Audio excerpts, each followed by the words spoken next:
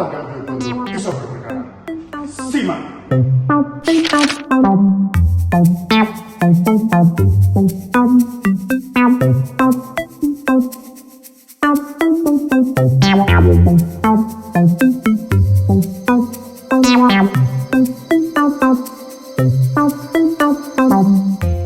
Assalamualaikum warahmatullahi wabarakatuh. Halo Konco PN, senang sekali saya Hikmah Nurul Lumia hari ini bisa menyapa Konco PN semua di podcast Pengadilan Negeri Surabaya. Hari ini saya ingin membahas tentang pelayanan pengadilan buat masyarakat dan Konco PN semua. Nah, tema hari ini adalah tentang Prodeo. Kira-kira apa sih Prodeo itu? Saya sudah mengundang narasumber yang hadir di podcast kita hari ini. Beliau adalah Hakim Karir Pengadilan Negeri Surabaya. Langsung saja kita sapa beliau. Selamat sore yang mulia Bapak Sudar SHM Hum. Ya. Selamat sore. Bagaimana Bapak? Mbak Hikmah. Alhamdulillah ingat sama saya. Bagaimana Pak hari ini? Sidangnya lancar? Alhamdulillah. Alhamdulillah. Semua diberi kelancaran oleh Allah SWT. Alhamdulillah. Saya terima kasih nih Pak sudah mau Ya. hadir di podcast kita, Ya. memberikan informasi buat masyarakat Ya. seputar Prodeo Ya. gitu ya. Langsung saja Pak, sebenarnya saya ingin memberikan informasi buat Konco PN. Kira-kira Ya. Prodeo itu apa sih Pak? Prodeo itu aslinya bahasa Belanda itu. Kalau bahasa Indonesianya tuh ya bebas biaya atau mudahnya orang memahami ya gratis itulah. Gratis ya Pak? Gratis beracara Dalam berperkara di dalam pengadilan. perkara di pengadilan. Baik, kalau perkara masyarakat itu dalam berperkara itu gratis. Kemudian siapa Pak yang menanggung biaya perkara di Yang pengadilan? nanggung adalah negara. Negara nggih. Negara ya. Yang nggih. Kemudian yang saya tahu bahwa Prodeo itu untuk masyarakat tidak mampu gitu Mbak. Betul. Nah, kemudian apa sih sebenarnya yang dimaksud masyarakat yang tidak mampu itu? Siapa saja yang bisa menggunakan layanan Prodeo ini?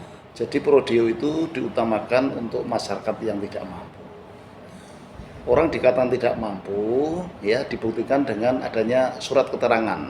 Surat keterangan tidak mampu dari kelurahan setempat, dan juga didukung dengan data-data lain seperti hanya kartu miskin dan lain sebagainya. Yang intinya bahwa menunjukkan bahwa orang yang bersangkutan itu betul-betul tidak mampu. Tapi di sisi lain dia punya kepentingan untuk mengajukan gugatan atau mengajukan permohonan di pengadilan. Tapi faktanya dia tidak mampu. Baik, berarti kalau boleh saya garis bawahi ini dalam lingkup perdata begitu nggih Bapak? Dalam lingkup perdata. Nah, betul. Kemudian apakah masyarakat yang ingin menggunakan layanan bebas biaya ini atau Prodeo ini itu hanya bisa untuk berperkara di tingkat pertama saja atau bagaimana?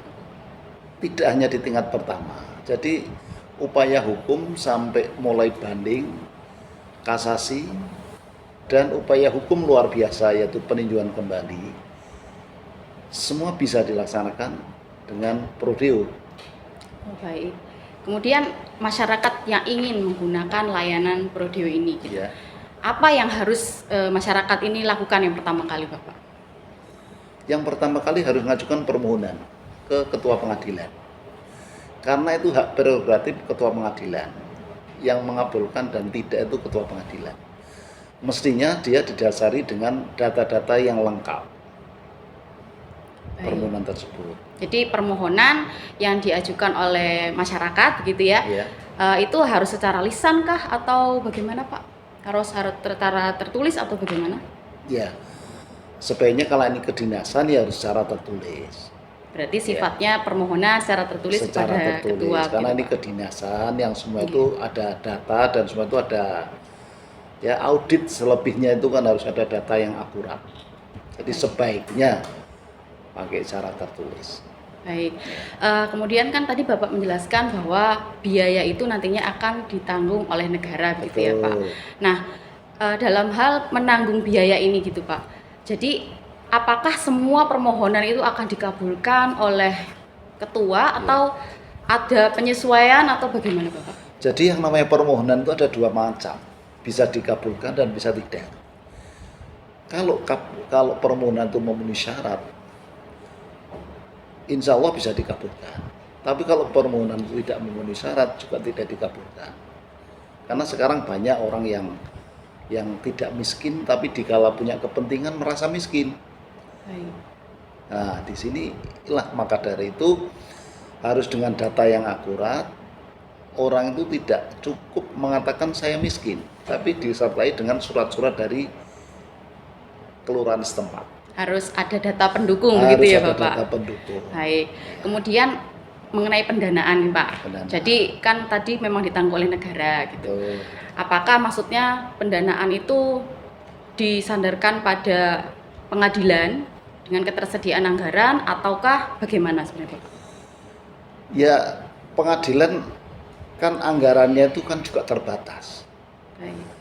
Maka dari itu setiap permohonan selama anggarannya itu masih ada, selama persyaratannya itu memenuhi syarat, ya insya Allah semua dikabulkan oleh ketua pengadilan. Asalkan anggarannya ada Anggaran begitu masih ya ada Pak. dan persyaratannya juga memenuhi syarat. Baik. Ya, jadi itu syarat kumulatif, anggaran ada, persyaratannya yang diajukan memenuhi syarat. Insya Allah Insya dikabulkan. Allah dikabulkan. Kan semua itu untuk kepentingan kita bersama, untuk kepentingan masyarakat luas. Baik, kemudian saya ingin tanya Pak, dalam hal tadi kan untuk masyarakat yang ingin mengajukan gugatan, apabila ternyata masyarakat itu jadi tergugat misalnya, Iya. apakah bisa menggunakan layanan Prodeo ini Bapak? Bisa saja selama dia itu betul-betul tidak mampu dan didukung dengan data-data yang akurat, bisa saja. Karena tujuan daripada program ya Prodeo ya yang di dalam undang-undang kita itu dicanangkan itu adalah satu untuk membantu masyarakat miskin untuk bisa beracara di pengadilan seperti halnya orang-orang lain. Yang kedua untuk memberikan akses keadilan, bahwa keadilan itu dibutuhkan oleh semua lapisan masyarakat. Bukan hanya orang yang berada saja yang butuh keadilan, tapi semua masyarakat tanpa pandang bulu, tanpa sekat-sekat apa, semua membutuhkan yang namanya keadilan.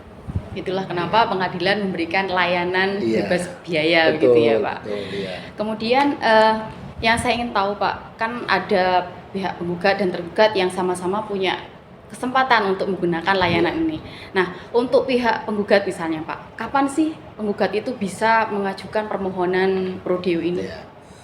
Jadi kalau mau mengajukan gugatan, taruh saja, ya sebelum mengajukan gugatan itu harus memenuhi persyaratan-persyaratan untuk diajukan ke ketua pengadilan. Nah, setelah persyaratan-persyaratan itu semua dipenuhi, baru bisa mengajukan gugatan secara Prodeo, dan bila mana Prodeo itu dikabulkan oleh ketua pengadilan. Jadi intinya harus sebelum gugatan itu diajukan, Harus sudah sebelum, memohon harus gitu ya sebelum, Pak. karena itu merupakan syarat. Oke. Ya. Dalam hal misalnya pemohon Prodeo ini adalah tergugat Pak, Iya. kapan kira-kira bisa mengajukan permohonannya? Ya, kalau tergugat begitu dia mendapat gugatan, ya, begitu dapat gugatan dari penggugat, dia merasa tidak mampu, disitulah saatnya dia tahu kalau dia digugat, mengajukan permohonan disertai dengan syarat-syarat Yang bahwa, sudah tadi bahwa begitu. dia adalah orang yang tidak mampu. Baik. Tapi di satu pihak dia digugat, Oke. nah begitu.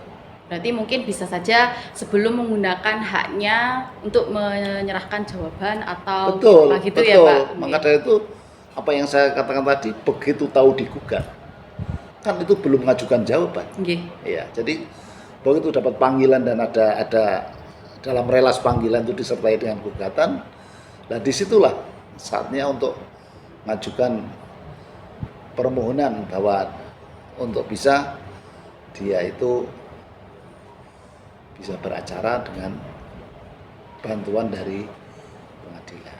Baik. Saya rasa informasi dari Bapak tadi sudah menjawab seputar Prodeo ini, dan semoga apa yang Bapak sampaikan bermanfaat untuk Konco PN dan bermanfaat untuk masyarakat luas gitu. Ya. Terima Yang- kasih. Terima kasih ya. Jadi mudah-mudahan ya sekelumit tentang Prodio ini bisa menambah ya wawasan untuk menambah terutama bagi kalangan miskin ya. Bagi kalangan miskin selama ini kan mereka karena ketidaktahuannya.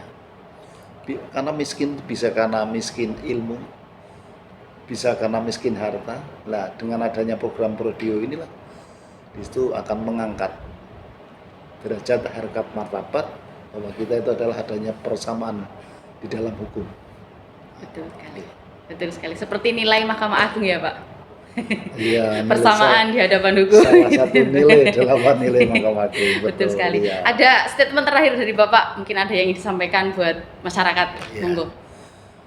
Ya, statement saya ya, jadi bahwa kita sebagai masyarakat miskin sehubungannya dengan Prodio ini tidak usah ragu, tidak usah merasa putus asa, karena ternyata bahwa pengadilan memberikan leluasa, memberikan kesempatan, memberikan jalan untuk bisa beracara seperti halnya orang-orang yang berada. Jadi masyarakat miskin tidak perlu putus asa.